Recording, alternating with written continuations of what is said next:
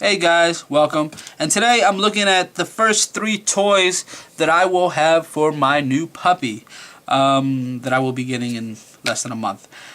These are 3 toys that I purchased, bearing in mind the things that they recommend for you not to get in terms of some of the toys and materials. And I didn't want to get a toy that was an animal like a squirrel or a chicken or something like that. I know a lot of people like to do that, but from what I read from breeds and maybe I'm a new dog owner, or I will be a new dog owner, and most of you out there may be more familiar with this than I am, but I'm told you're not supposed to get toys that look like things you don't want your dog chasing after. So let's say you're walking in a park and a bunny runs by, or a chicken runs by, or a squirrel or a fox or a raccoon.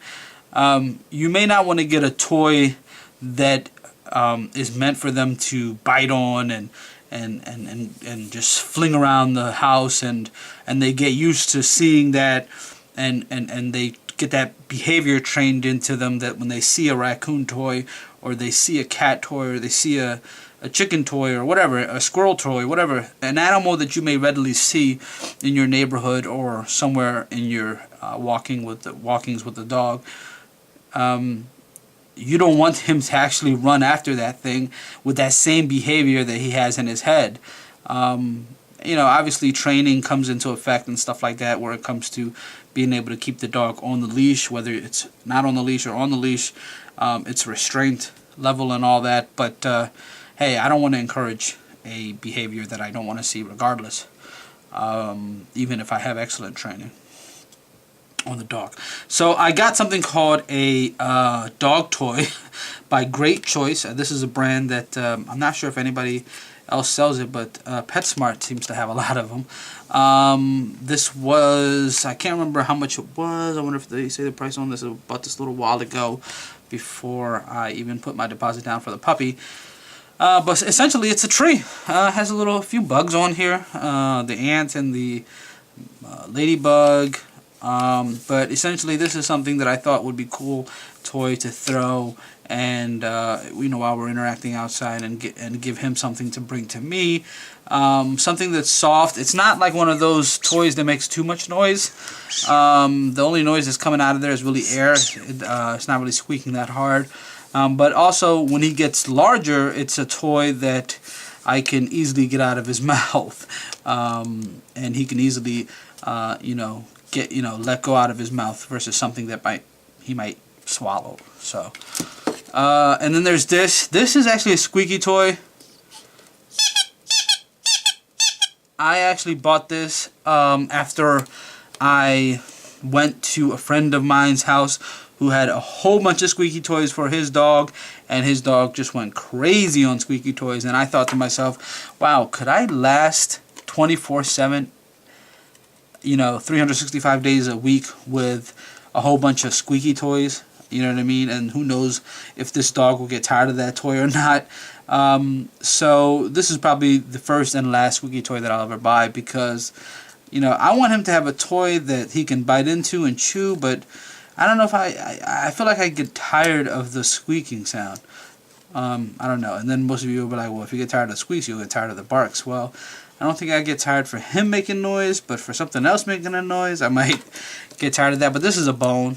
It was a baby blue. I think they had like yellow and pink and more girlish colors. This is the most masculine color I could find. And this is made by JW. I Squeak Bone, Squeak Me, durable natural rubber. Non-toxic, obviously, and I do not remember the price of this, guys. Well, there's a size comparison. And then I was in Target. Now, those two I got from PetSmart. I was in Target, and I was purchasing some things, and I noticed that Target had their own little puppy section. And from time to time, if I go to a store that normally is not really known for pet products, but they sell other things, and then you happen to see the pet department, and then if you happen to be a pet owner or going to be a pet owner like myself, hey, you walk over there and say, hey, let me check out what they have, see if they have any good prices on some random things like treats or something. And they had this thing called an Orca, kind of a frisbee silicone or rubber material, and they had a big one which was like a normal size Frisbee. And then they had this one, it's called the Mini Orca, clearly a better chew toy. Durable Mini Orca flyer that stands up to tough fetch and play. Orca material is durable yet easy on dog's mouth. Textured surface, massages gums and adds interest.